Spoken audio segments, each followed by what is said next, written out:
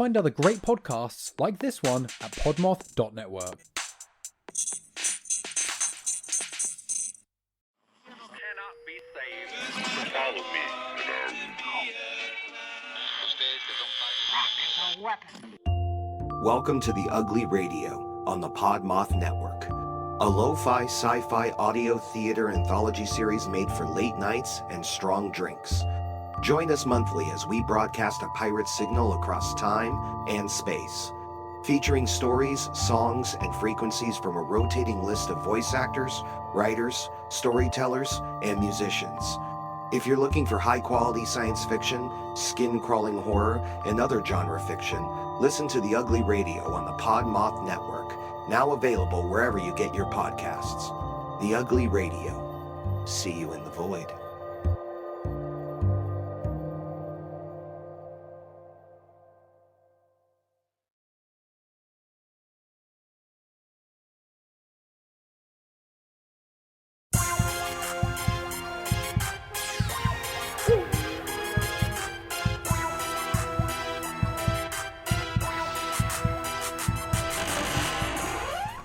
When I was in high school, I worked at a family-owned plant nursery and garden store.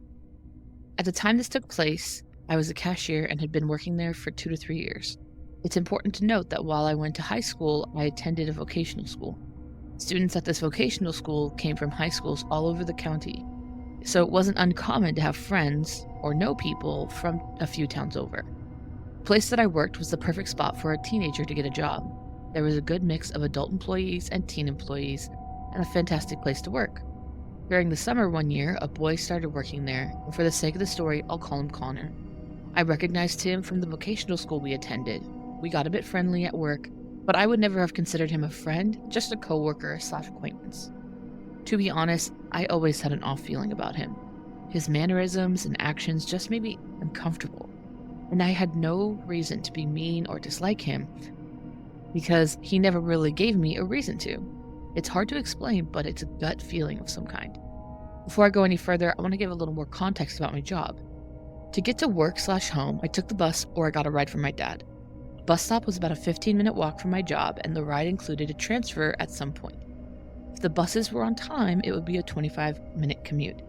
With rush hour and late buses, it could take up to 45 minutes. My dad only drove me to and from on the weekends sometimes. After a few weeks of more interactions with Connor, I started to get the feeling that he liked me. Whatever register I was on, he would frequently make passes and sometimes even stop to chat for a minute. I always maintained a friendly coworker vibe, and I did not do or say anything that could have made him feel any different. One day he asked if I wanted to ride home. I found this odd because I didn't think he had a car, as I always saw him skateboard to work. I just declined and went about our day. The next weekend he asked again, and again I declined. I asked if he had a car, and he said no, but he could borrow one from his parents and drive me home. I told him that wasn't necessary, and I didn't mind taking the bus, and it just so happened that that day my dad was picking me up. This exchange probably happened 5 or 6 more times. Gotta give it to him, the boy had some persistence. Every time I politely declined, but after the 3rd time it started to creep me out. In high school, my teenage girl mind, I thought I was making it pretty clear that I wasn't interested in spending more time together. The last time he asked, I caved. He asked early in the morning. It just so happened that day it was planned that my dad was going to pick me up from work. But he had told me on the way to work he wasn't going to be able to. Anyway, I was feeling pretty bummed about it and about having to walk and take the bus. If I remember correctly, it was supposed to thunderstorm all day. Connor came up to me as I was opening my register and said, "Hey, I finally got my own car." I was happy for him, as our conversations at work in recent weeks were about his parents possibly bringing him car shopping soon. We talked about it, and I congratulated him, and he asked if I wanted to ride home that day. At this point, I was honestly fed up with that. I thought, what the hell, maybe if I say yes and let him drive me home just once, he'll stop asking. So I agreed. The day goes on, and eventually lunch rolls around. I take my break and go up to eat in the break room. When my break's almost over, another employee comes up and starts talking about how there was a couple cop cars in the parking lot with their lights on, and 2 officers went into the admin office. The rest of the story is what I pieced together from what others told me. Local police made an occasional drive-by of my place of employment. Owners had some family and friends who were officers, and they looked out for them. I guess on this day, family friend cop did a drive-by and noticed a car in the parking lot that had been reported stolen that morning. He pulled over to investigate, and I guess at this time, another officer pulled up. Backpack was spotted, very crappily hidden nearby a tree. They did some investigating and found some things along with an ID and went to the admin office. Police officers tell the owners what they find. Connor's called in to speak with them. As it turns out, Connor had stolen his uncle's car that morning. The backpack that was found had his ID in it along with rope, duct tape, and a switchblade. When he was called to the office, his uncle and parents were called. I guess the uncle said that he didn't want to press charges, which is why Connor didn't leave with the police. The boss asked Connor to leave for the day, and he did. I don't know if he was questioned about the contents of the backpack, and I don't know what his answers were or the reasons for having those things. No one knew that he was going to give me a ride home that day. I hadn't told anyone. It wasn't until after all this went down that I told my mom, who worked in the admin office.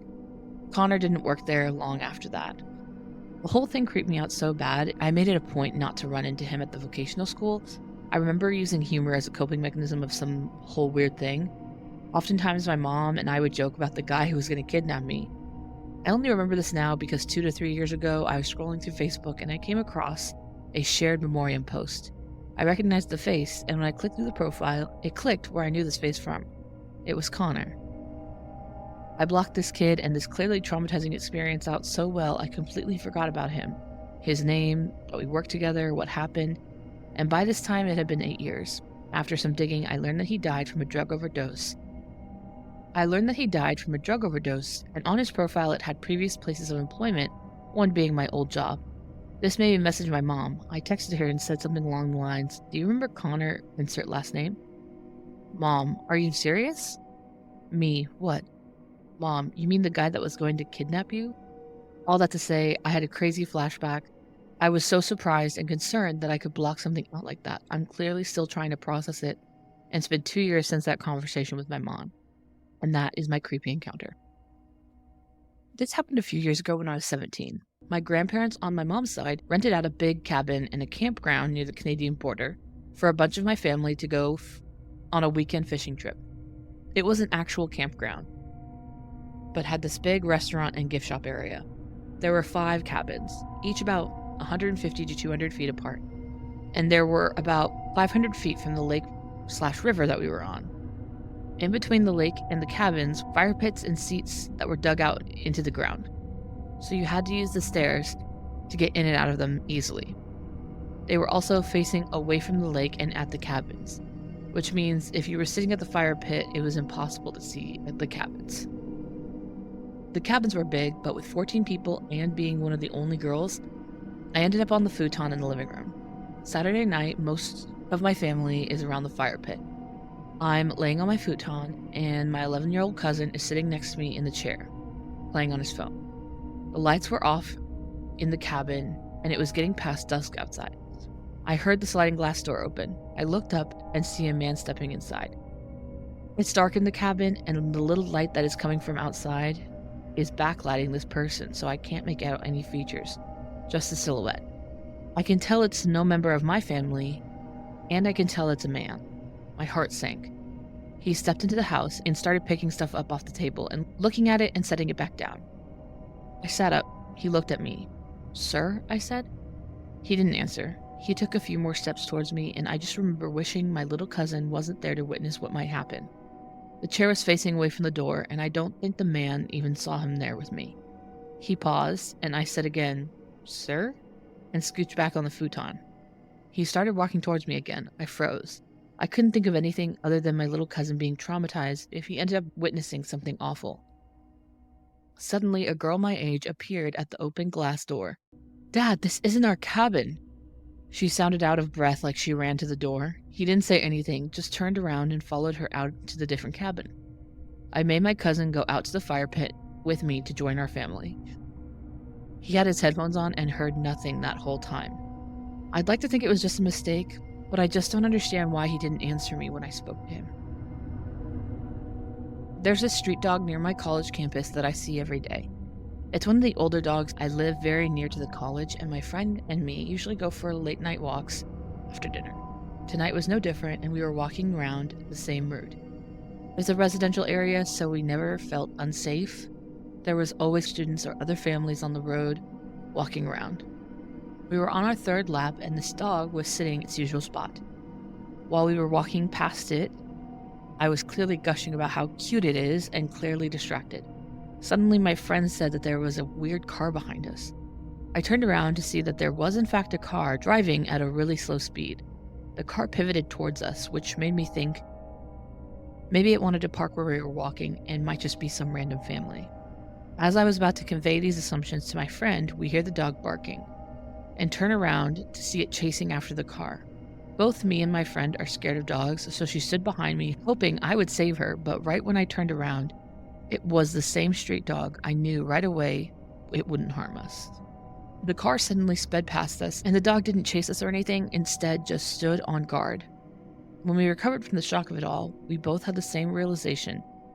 I don't know if that car had any evil intentions, but the way it sped away right when the dog started barking, and the timing was all way too bizarre. Plus, it was driving so slow that both of us didn't even realize until it was too close to us. Needless to say, that dog will be getting extra pets from me every time I see it. I had an interesting morning. It has me fully creeped out, but also anxious and concerned. I live in a small apartment complex on the ground floor. All the ground floor apartments have open patios. They overlook a pond, and there's a steepish ledge from the property down to the walkway around the pond. I currently have a friend staying on my couch, which is right in front of the patio door. This morning, I woke up to my friend yelling, "Get out of here! Go away! Why are you naked? Go away!" This was so unusual, I came out of my room to investigate. I noted that the time was 5:45 a.m. It was just starting to get light out, but it was still fairly dark. I see my neighbor standing on my patio, dirty and without pants. I've lived next to him for 4 years, and he's disabled. I was told he was in an accident years ago, and he's very frail and almost always confused. Very, very nice man, though. I bring him treats for the holidays and try to keep an eye out since he never seems to have any visitors. So he's standing on my patio, and it took me a moment to register who this was, so I did panic for a moment. But I opened the door and took a good look, and he got a gash on his forehead. Dried blood all over the side of his face. He's barefoot and has scrapes and dirt all over him. He doesn't know where he is, and he keeps telling me his address and that he needs to go. So I reassure him that he's home, and I walk him to his door. When he opens the front door, I notice that his back patio is standing wide open. He tells me that someone came into his apartment and walked him into the woods and beat him up. Then he says that he met someone at the bar, and they put him in the car and threw him in a ditch. He keeps going back and forth between these two variants, and nothing really makes sense. He asked me not to call anyone, and at first I wasn't going to because he seemed okay, and I'm pretty sure that what really happened is he either is drunk and disoriented, or he was sleepwalking, and he walked off the ledge at the edge of the property. But after talking to my roommate and thinking on it, we called the police for a welfare check. He told the cops the same jumbled story, this time throwing in that maybe the people who helped him had done it, but he refused any medical care, so eventually the police left. I'm just so shaken. What a way to wake up. I hope he's okay, and I sure as hell hope no one really walked into his apartment and assaulted him. One day I stopped at Burger King around 6 in the morning on my way to work. I parked in the front, got out of my car. I pretty much always keep a level of situational awareness wherever I go, and I didn't see anyone else walking around the parking lot. Maybe 10 or 15 seconds later, I walked into the Burger King, and a man in sunglasses came in after me. It was as if he had come out of nowhere, but I didn't pay that much mind at the time. I ordered some coffee and hash browns and waited by the counter. The man approached me. "Is that your car over there?" He gestured at the window of my car. Yeah. "Where are you headed?" "To the university?" My first instinct was to lie. I was actually headed to my job off campus, but I was already feeling weirded out by the encounter, and I didn't want to tell him where I worked. "Can you give me a ride to the Watershed Drive?" The street name he mentioned just so happened to be the street on the way to the university. How convenient. I gave him a good look. He still had his sunglasses on. Maybe he just forgot to take them off. It was rather odd that he was wearing sunglasses in the first place. It was a cloudy morning, and the sun was barely even out. Generic-looking white guy, probably in his 40s or 50s. He was well-groomed and neatly dressed, wearing a button-up shirt and a tan leather jacket, nice dress shoes. I didn't Didn't look like someone who was down on his luck at all, or at least not in so bad of a situation that he couldn't afford an Uber. Not that he really needed one. It was about a 20 to 30-minute walk. And call me cruel, but being a young female, I wasn't about to take chances of letting someone get into my car who's a stranger. So of course, I just said, nope, sorry. He nodded and shuffled around a few more seconds and then left the Burger King without ordering anything. I found the whole encounter rather odd, but I went about my day as usual. When I was about to leave work, I started thinking about it again. As I was headed to the university after work, and he knew that I was a student there and he knew exactly what car I had, which is a very distinctive car, an electric blue PT Cruiser, so it stood out like a sore thumb.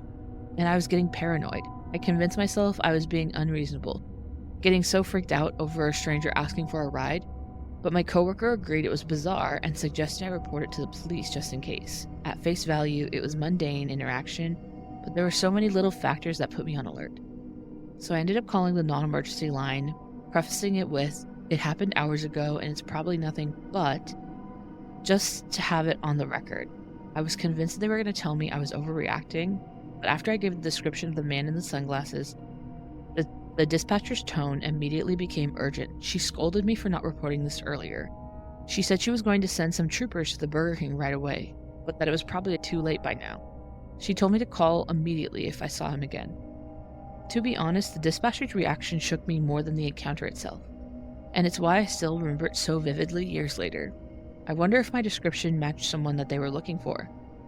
I do regret not calling earlier, but I was convinced that they would tell me I'm overreacting. I never did see him again, but I still wonder. So today, as I was going to get a coffee, I checked out the new cafe that just opened.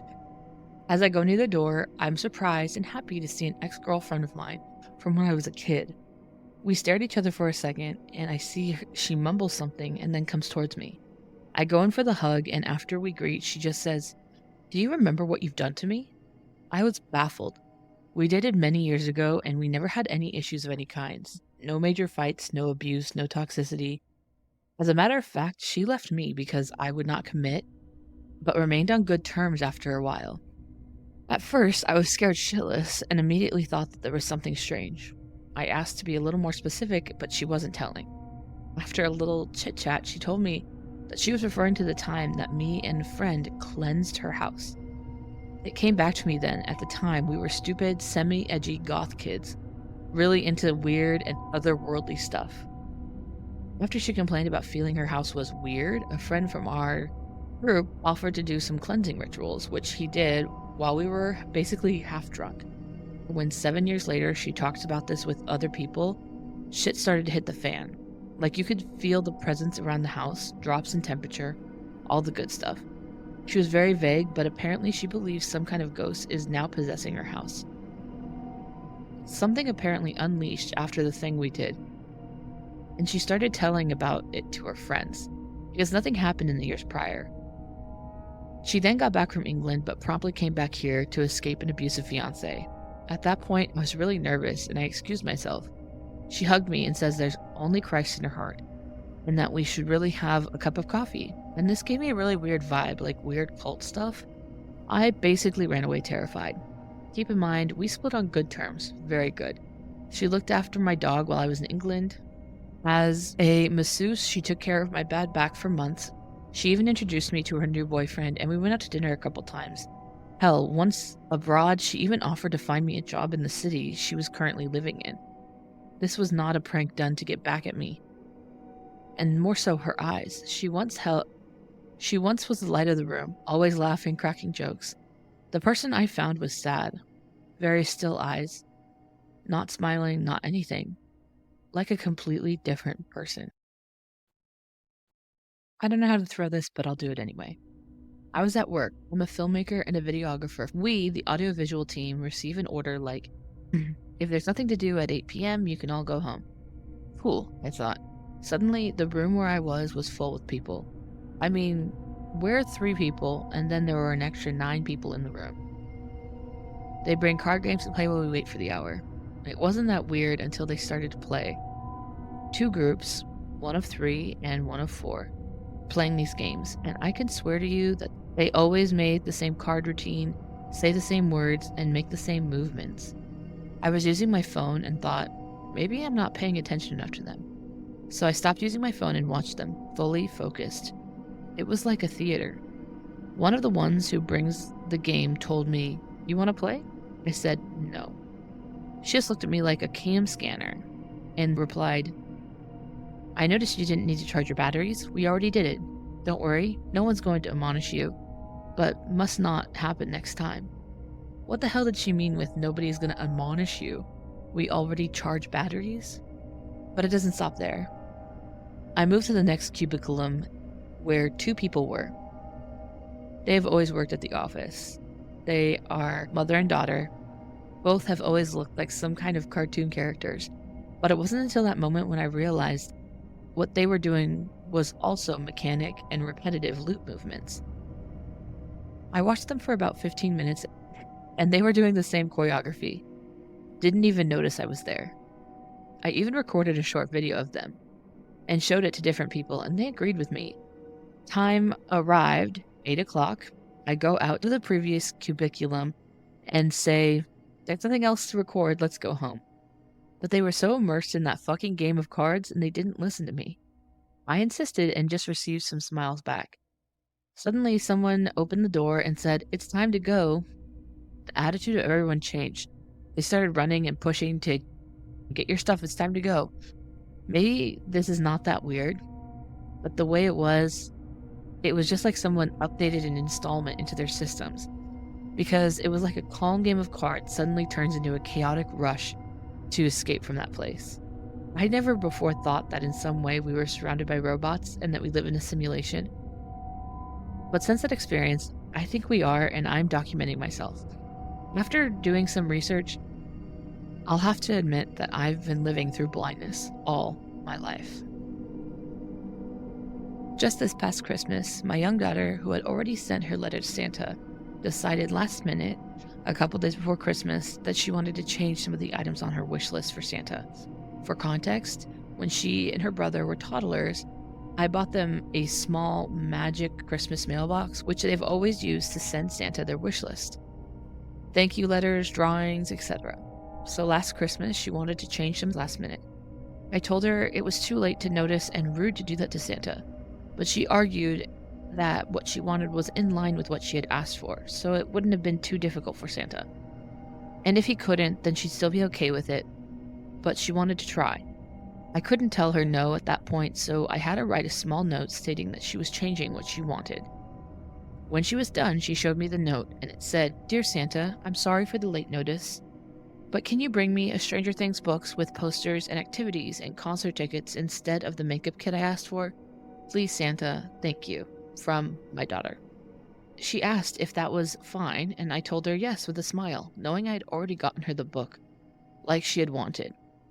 I told her to put the note in the mailbox, which she did in front of me. Then I told her to go play and wait for the note to magically be delivered to Santa. Within the next few minutes, her father and I were leaving to go to the store. As soon as my daughter left the room, I took the note and put it in my jacket pocket, and we left. While we were in the car, I told her father what had transpired with the note, the change, and how I already had what she wanted, the whole thing. When we parked at the store, I took the note out of my jacket and handed it to him.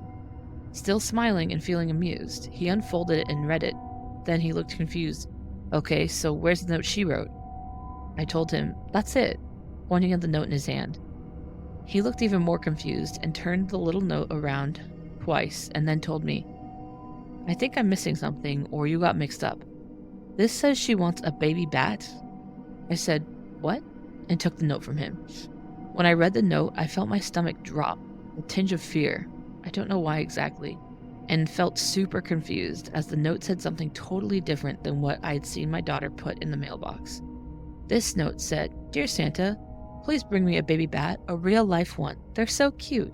If not, can you bring me a plush one? From daughter's name." I was a bit speechless. I couldn't make sense of how in the world did the note change.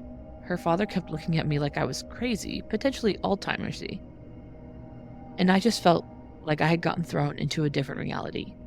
I searched all of my pockets, and I even doubted myself for a second.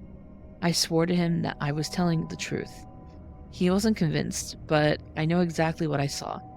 I told 2 other people about this incident, and they told me that I must have been mistaken. I saved the baby bat note, but I have no proof that the other note existed. So that makes me feel a bit crazy, although I know I am not.